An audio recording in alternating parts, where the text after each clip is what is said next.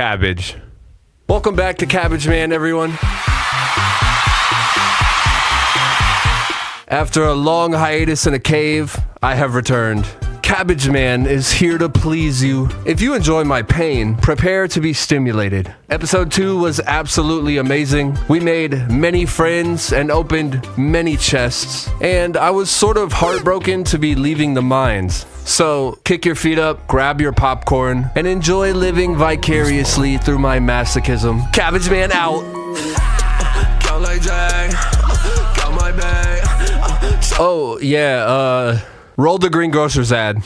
Welcome back to Green Grocers. The amazing support for our cabbage has been amazing lately. I wanted to say thank you to everyone for supporting. Did you know? Cabbage is an ancient vegetable. It's been cultivated for thousands of years, dating back to ancient Greece and Rome. This is why Green Grocers loves cabbage so much, and you should too. Here, we have a prime example of our finest cabbage. This cabbage is a... Well, hold on now. Excuse me. I can't believe you're speaking so highly of a dirty vegetable. You can't honestly sit here and expect us to believe you while carrots are far superior. Sir, you can't... Realistically, your silly cabbage is lacking the appropriate nutrients. Carrots are rich in beta-carotene, a form of vitamin A that's important for eye health, immune function, and skin. These were also sent from the heavens from the carrot god named Carus. Could I buy some of those carrots, please? Here you are. Hey, now you're stealing my business. Ha! The townspeople won't be buying your cabbages anymore, Green Grocers. Good luck, keep it up. Man, what the fuck?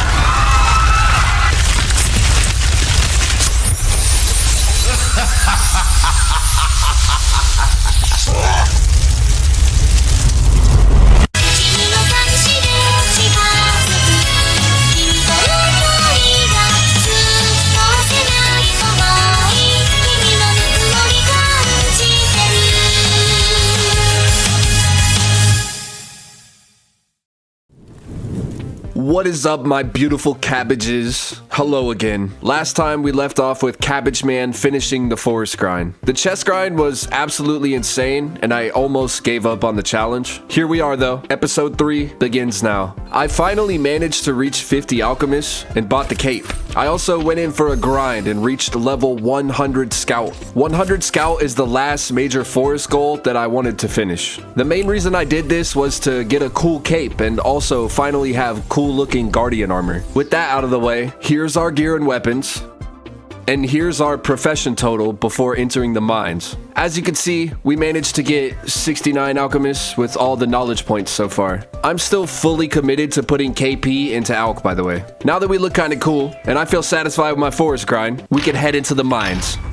Now, I don't know much about the mines still. I've played over 1,000 hours and I still don't pay attention to everything in this game. One thing I remembered is that we needed 20 mining to mine Gnomic silver later in the story. Immediately, I wanted to grind to 20 mining as I knew it would be fairly easy. I can just drop the items that I mine and power level this profession. That's right. If you stubbed your toe in the mines lately, it might be my fault. Sorry, not sorry. Eventually, we unlocked iron ore and mined that until level 4. Once we hit level 4, I wanted to explore some of the mines and get a grasp on the map layout. After all, I would be spending a lot of time here. I explored a bit and ran into these two goblins known as Pops and Gamajig. They told me about the corruption in the mines and how people were being mutated. Shortly after that, I met another goblin named Dabble and picked up the Lost and Found quest. Unfortunately, this quest wasn't something I could easily complete, but we'll get back to that later. I wandered around a bit longer and decided to begin mining basalt. This would get me to level 6 mining, which allows us to move to Carabanizor. At the Carabanizor, we run into Nolotal, who wished me luck. We chatted for a bit while I mined ore. As always, I love running into everyone. At level 8, I ran to the andesite mine and picked away until level 12. I then began mining Flantium ore, which is in the northeastern section of the mines. A short trip back to Hope Port to pot up for 70 alch, 14 mining acquired.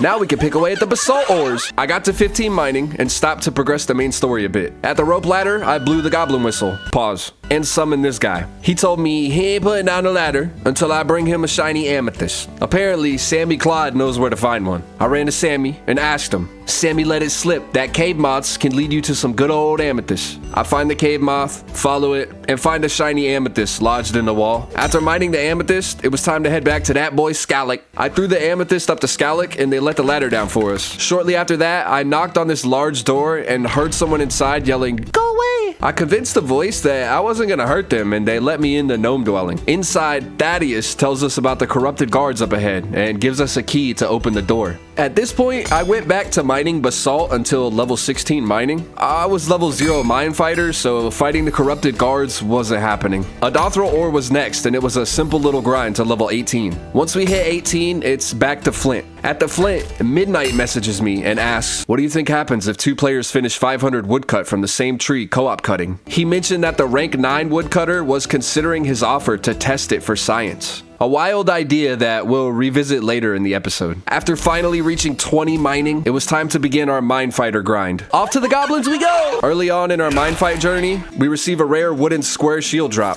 A good drop for level 4 mine fighter. Up to level 8 now, and we get an uncommon pair of boots from the tentacles. And at level 10, some rare javelins. These fire toads are wild because they have a dragon breath attack that hits from a distance. Anti-fire pot, anyone? Also, why do these skeletons remind me of that game Medieval? Here, we upgraded to an uncommon bone chest. By the way, I'm not showing every single drop or upgrade that we get. That would be just too much RNG. The footage for this episode is 75 hours long, and I have to find a way to get it down to around 30 to 45 minutes. That's just the format I'm operating here. Anyways, at level 13 Mine Fighter, we begin fighting these metallith things. The sound effects are absolutely wild, and I could barely hear anything else. Here, we took a detour to use KP again. At this point, I didn't have potions in my inventory and was still teleporting back to Hopeport. We met up with Animator and said hi. And I also missed Pear at the last second. I added him and we had a chat. Missing Pear is currently playing the game as a chunk map locked build. I'll link to Pear's channel in the description. Make sure you go check it out. I think it's amazing to see other players create their own challenges in Brighter Shores. Once we hit 18 Mine Fighter, I unlocked this door with the key from earlier and began training on cockroaches. These were a lot of fun as I got to test out some of my cabbage tech movement. Not much of a benefit here, unfortunately, but still fun nonetheless. I also got completely destroyed by this roach here. I was having a chat with Pear and he mentioned that there were fancy cabbages in Chronopolis. I had absolutely no idea about this before this conversation. It's funny because I recently went on Tell's Tales from the Shore podcast and I was actually asked this question by Pronus. Are you planning to upgrade your cabbages? And my response was, wait, it's level 450? There's one at 143. I can't spoil any of the storyline down the road. We'll see what's in store for my 23 children. Back at the roaches, I ran into Neroda, who thought I was Tell, apparently. I had to reassure them that I was not Tell and that I was from Florida. I don't know why telling people that I'm from Florida is my proof that I'm not Tell.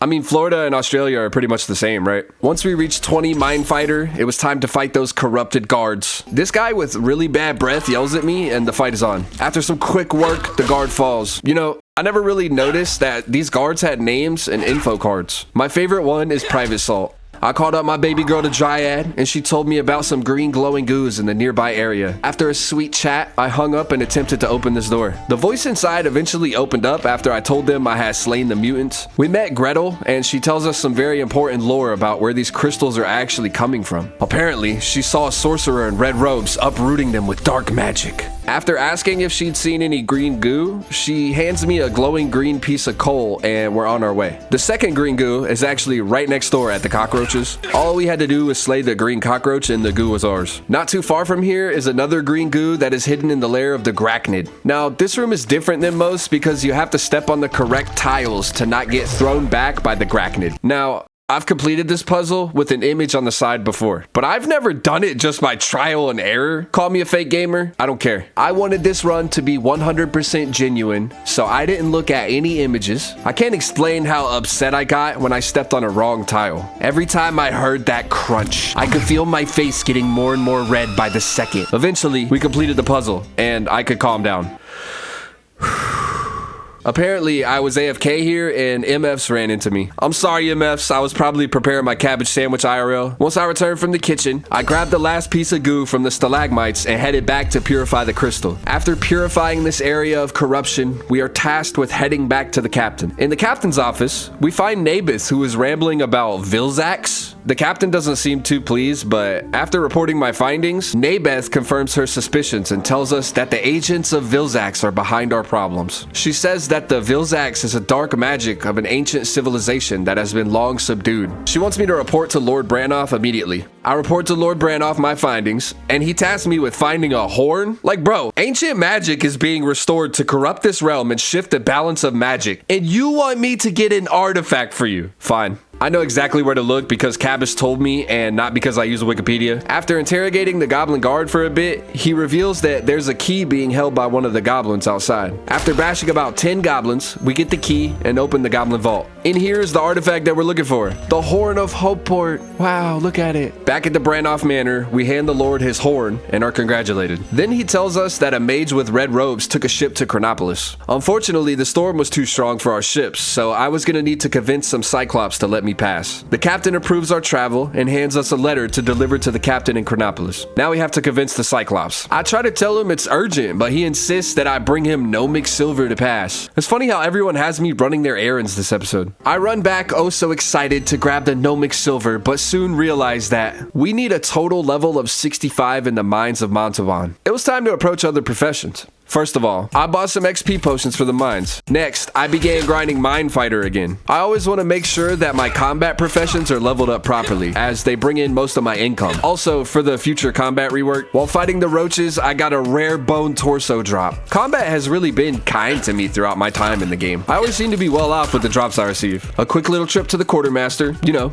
just running these one by one still. At level 24 Mine Fighter, I got a message from Midnight to come test something huge. Remember when I said we would revisit the co-op rank later? Well, myself and Midnight managed to get to the same exact fishing XP at the same exact time. This was all part of the test to see how it would go with a rank 500 top placement. We watched the leaderboards jump around with our placement instead of keeping us in one place. It would shift between myself and Midnight in random ways. We would refresh and see how it changed the leaderboard placements. Eventually, we needed a third party and I added Bugged and messaged him. It turns out that Bugged was a huge fan and it was very wholesome to talk to him. We all hopped in a voice chat and tested it out in real time. We saw the ranks differently between the three of us. It was strange how myself and Midnight were involved, but our leaderboards would show different results. Bugged would help us by showing a third party outside perspective. This is in real time and it shows exactly what can happen when you play with the leaderboards. With this data collected, we went our separate ways and waited to see how it would balance out. Also, shout out to Minivan with the epic dance moves. Back to the Mine Fighter grind, and here we land an epic rare bone legs drop. At level 25, I moved on to the mine crawlers. I don't know why, but these things sent me back to Hopeport so many times. There's nothing I hate more than not paying attention and hearing CABBAGEMAN go, oh! Seeing that stupid nurse in that stupid room just, never mind. Eventually, I grabbed the XP potions and started carrying them with me. While I was at the goblins, I met Master Mydre, who gave me tons of support and even suggested that we start Stonemason next. They told me that they would fight for me in the Great War, and we praised Cabbage. I picked up some rare javelins at one point and noticed that they allowed me to hold a shield. My two-handed bow did not allow the use of a shield, so I pondered if javelins would allow a higher defense while attacking. And unfortunately, they did not. It appeared that the stats didn't change at all between the two. Once I hit 33 Mine Fighter, it was time to fight some tentacles, my favorite. From here, it was actually pretty relaxing until level 35, where I decided to take a break.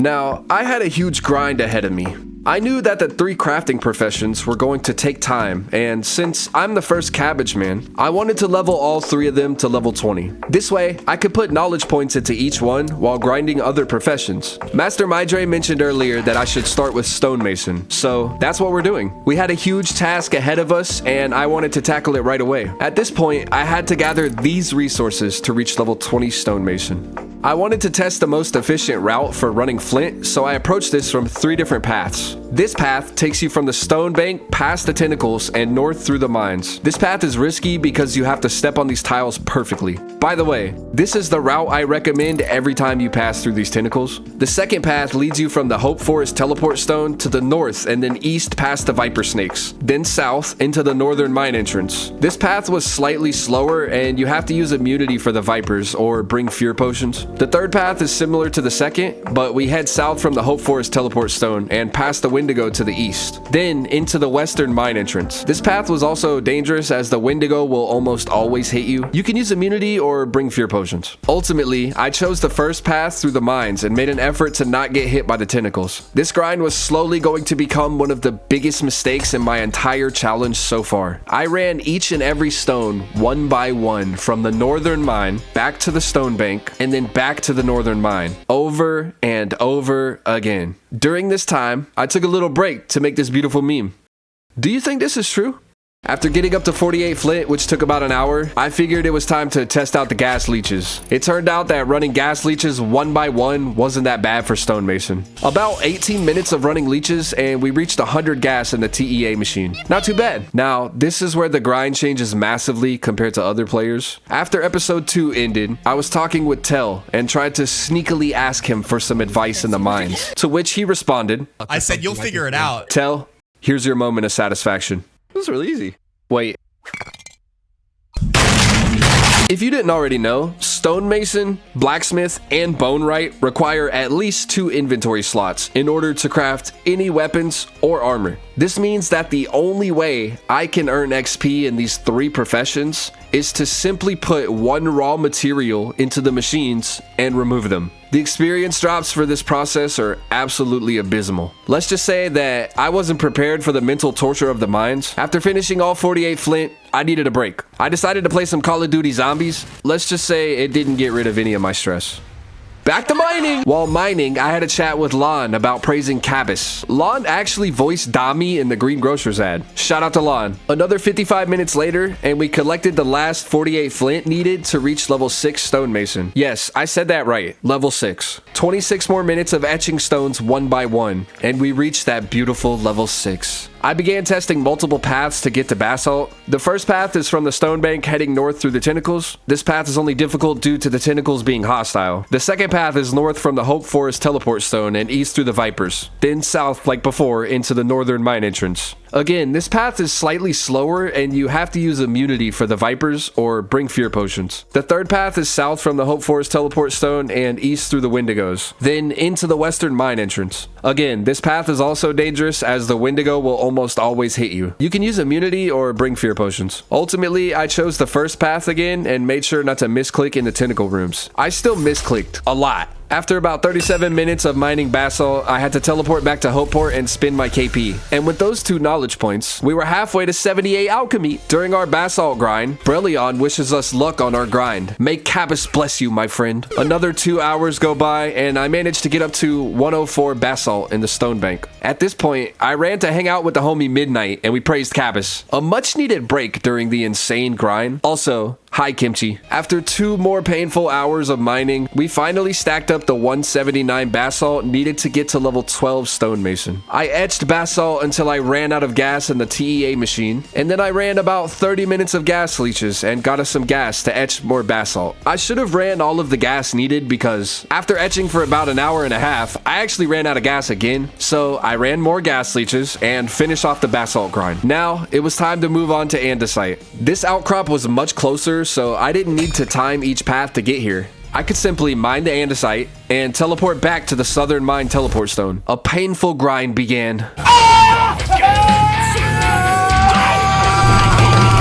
Shout out to Vagant for saying hi. This is another one of my friends from the Genfinad days. Long live Genfinad. I loved how here, someone was absolutely mind blown that I was mining stones one by one. As a cabbage man, I live for these reactions. Kubrick says hi while I'm mining and asks about my main accounts. I do have 3 main accounts actually, one for each faction. After enduring 3 more hours of non-stop andesite grinding, I had finally gathered the 359 andesite required to reach level 18 stonemason. It was time to etch it all all in the slowest way possible. I had to run gas leeches again, which took about an hour to get from 83 gas to 363. In case you were curious, it took around 5 hours to mine all of the andesite. Gotta give a shout out to Dalton here, who said hi and gave me some motivation. Running into everyone is always so much fun, and it's helped me a lot in this challenge. Don't ever hesitate to say hi when you see me in game. Let the stone etching commence. 5 hours of etching andesite. We finally reached level 18. We can move on to the last section of our stonemason grind, granite. Lucky for me, I only need 112 of these stones to reach level 20. The stonemason grind was a long one, but it was coming to an end. In the beginning of our grind, Takier shouts out the cabbage in the cave. Let's go, I'm so hyped! Now, this is the point where I'll admit it. I'm so terrible at this game. I promise you that more than half of the top players have been wondering, what about shops? Why are you running every single item one by one when you could buy them? And to that I say, I forgot the shops were a thing. This is why you all enjoy CABBAGEMAN so much, huh? You love to see me waste over 20 hours of my life and make a simple mistake when you could have told me in the It's okay. It's okay. Just breathe. It's all right. Shops. So apparently, you can just buy most of the raw materials from these shops that are in the mines. I calculated the full cost of everything I would need to buy. Here's the total damage. I had already mined 68 granite, so we'll add the remaining granite to the total, which adds up to about 771 silver. The shop saved me over 20 hours in this challenge, and if I would have kept up with mining each resource, I would have gotten burnt out. I finished buying the remaining 44 granite, and it was time to etch the last bit of stone. Luckily, we only needed a little bit of gas to complete this task. I ran gas leeches and spent another hour and a half etching granite. And finally, we had reached level 20 stonemason. I really had no idea what to expect with this grind, but that mistake of mining every stone actually helps us out in an odd way. If I was capable of that, then I could easily pull this off. Now that we had completed stonemason, immediately I began buying iron ores for the blacksmithing grind. This was still going to take some time, so I needed to get to it right away. In the forest, I broke up my grinds by jumping between them. This time, I wanted to complete all 3 of these professions consecutively. Ironically, this method kept me from burning out instead of the opposite. It's almost as if I had something to prove to myself. During my iron ore shopping spree, I ran into Valerie and had to shout out CABBAGE. Valerie is another awesome content creator in the Brighter Shores community, and she is the co-owner of a clan known as the Blades of Adothria. Check out all of her content as well as many others in the description below. After we gathered all of the iron ores for level 8, it was time to smelt them into bars. This conversation at the Goblin Smelter was nice, and it helps to have people to chat with from time to time. I love the community in this game. It actually didn't take too long to reach level 8 blacksmithing. Once we did, I began buying carabanese ore. We needed a total of 311 ores to reach level 16. This was gonna take a bit more time and focus than the iron, so I locked in. At 130 carabanese, I decided to go change my cape out. I ran back to Hope Forest and changed my swag a bit. Also, if you didn't already notice, my outfit changes throughout the whole video. I can't ever make my mind up. Back to the carabanese grind, and I chatted with fellow blacksmith folks about the grind and how brutal it was for me. Sometimes I just need to complain to someone. Thank you to all the folks in here that listen to me cry. Here, I was exposed by Orsum for being a fraud and dropping cabbages. I have no idea what he's talking about. Eventually, after over an hour of buying carabanese ore, we reached a total of 311 ores. This was the total needed to reach level 16 blacksmith. Now, to smelt all 311 ores into bars, I grabbed an ore and attempted to use it on the goblin smelter. I couldn't. I panicked for a moment and checked everything in the room. Nothing was working. Then I realized that it said gnome smelter instead of goblin smelter. I was at the wrong place. After arriving at the gnome smelter, I fell apart mentally. I didn't account for the fact that I would need gas to operate the gnome smelter. This destroyed my confidence. I had saved all of that time by discovering the shops, but I was still gonna have to face the task of filling gas. I thought I was done with these stupid leeches, man. And this place is so much farther. Ugh. While filling up the gas, I ran into NesQck, who asked me where the cabbage icon was. If you don't know what he's referring to, this is an image I posted to Reddit with the cabbage symbol next to my username. I hope that one day this becomes real and CABBAGEMAN mode is a feature in the game. Settings to use only one inventory or allowing the use of 2 would be so fun as well. We can dream, NesQck. We can dream. Well, back to filling up gas!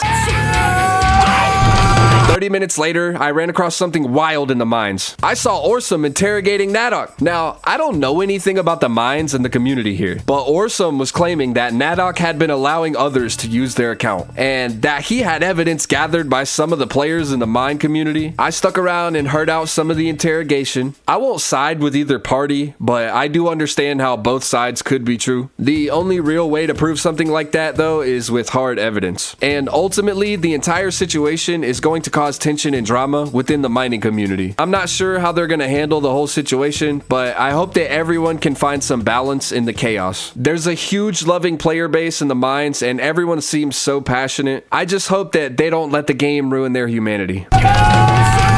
Sorry, is this a bit overused already? I'll try something different.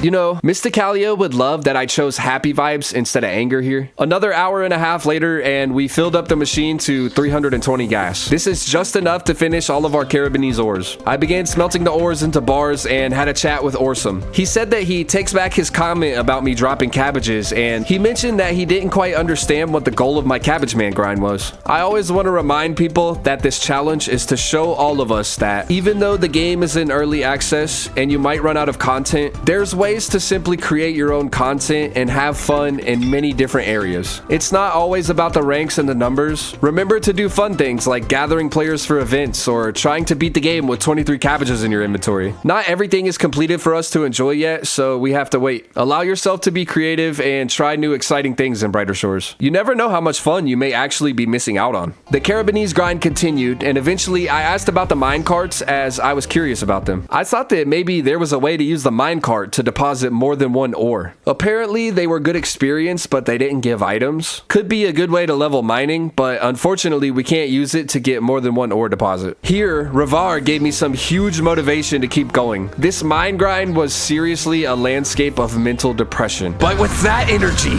I am locked in. I slammed the Monster energy drink, and I finished every single Carabinese ore that I had left. During the grind, I managed to reach level 80 Alchemist with all of my knowledge points so far. Now, we had to purchase and smelt 211 Flantium ores for level 20 Blacksmith. I had a little break in between runs to chat with everyone in the room. Shout out to Orsum, Survival Mariner, KDW, and Tweety for all hanging out with me. This is a crucial moment where I inspired KDW to make a one-item locked account. Ladies and gentlemen, I want to formally introduce you to Potato Man. The absolute mad lad has gone and made a Potato Man. Go sub to the channel in the bio. KDW is a legend for this. Maybe in the future we'll see a Potato Man CABBAGEMAN collab. After about 2 hours of buying Flantium ores, we had all 211 that we needed to reach level 20. I put some music on and began smelting the ores into bars. It didn't take too long to reach level 20, and with the help of a few friends, we are done with our blacksmithing grind. Like I said before, I'm completing all 3 of the crafting professions in succession. So it's time to knock out Bone-wright. I began buying the 153 crooked goat horns. Not too far into the grind, I ran into RuneScape Noob and we had a little chat. And shortly after that, another conversation with the Bone-wright crew. I love how Haha Scream thought I was a celebrity or something. Thanks for the chat, everyone. Now back to the grind!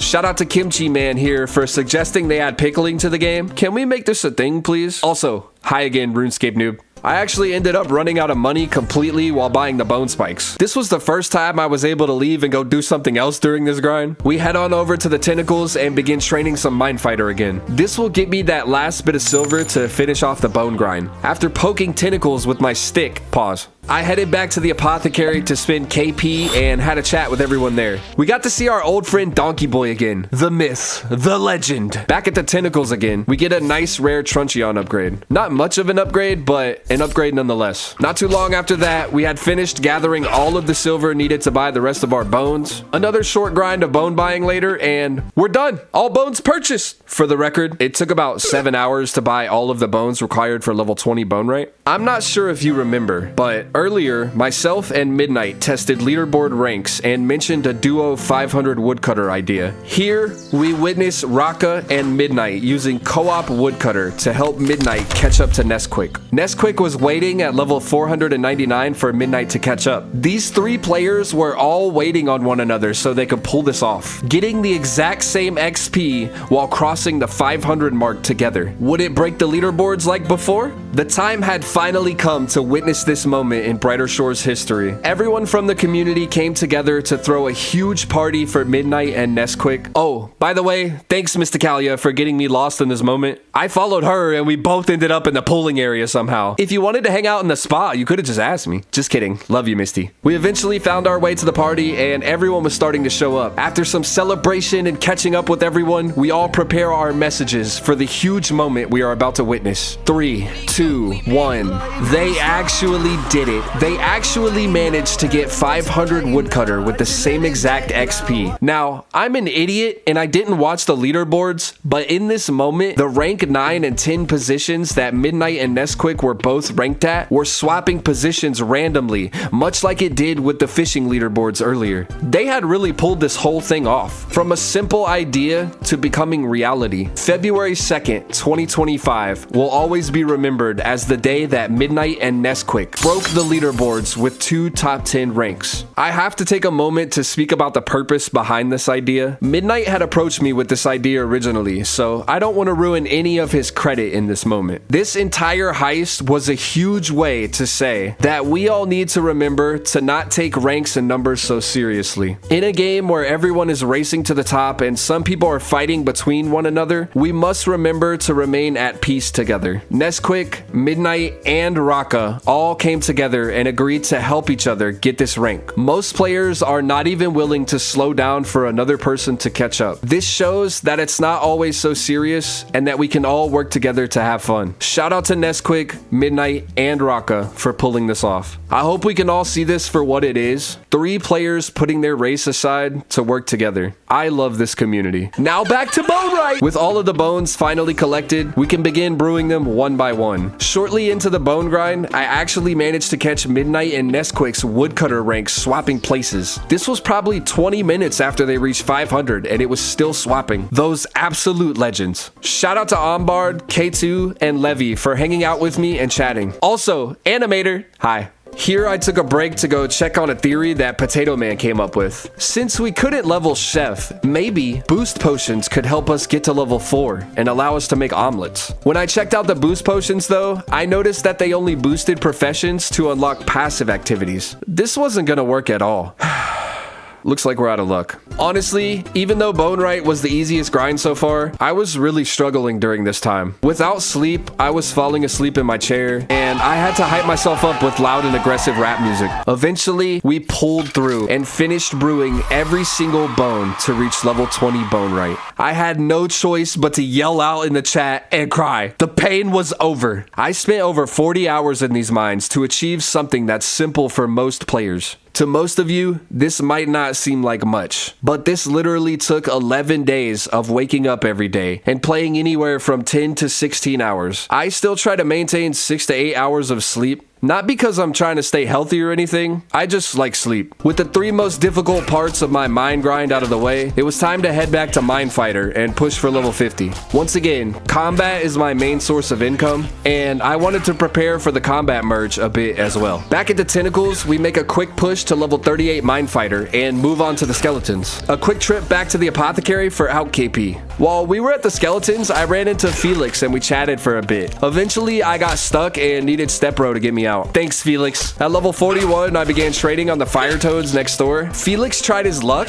but his fire weapons weren't going to affect these frogs. I can't lie, I died to these frogs a couple times. Even still though, this grind was way better than those crafting professions. We got to 85 alch during the Mine Fighter grind, a huge number for a 1-item account. Once we hit level 47 Mine Fighter, it was time to fight the roaches again. Finally, I received a crossbow drop. I love crossbows, so this is awesome. After exterminating more cockroaches, we did it. We reached level 50 Mine Fighter. This marks the completion of the tasks I had set for myself in the mines. I mined the Gnomic Silver, and we ran back to the Cyclops to finish the main storyline here. After a long journey that took 11 days of grinding, I had beaten the mines of Montalban. There were many times where I felt like giving up during this grind, and if it weren't for the motivation of every single one of you cabbages, I wouldn't be able to continue this grind. Your support has been so amazing, and every single special friend we made along the way has made the journey so much fun. Remember to take time to appreciate yourselves. And always remember that no argument or drama is too serious, that we all can't get through it together. Thank you everyone for watching my journey so far. Cabbage Man out!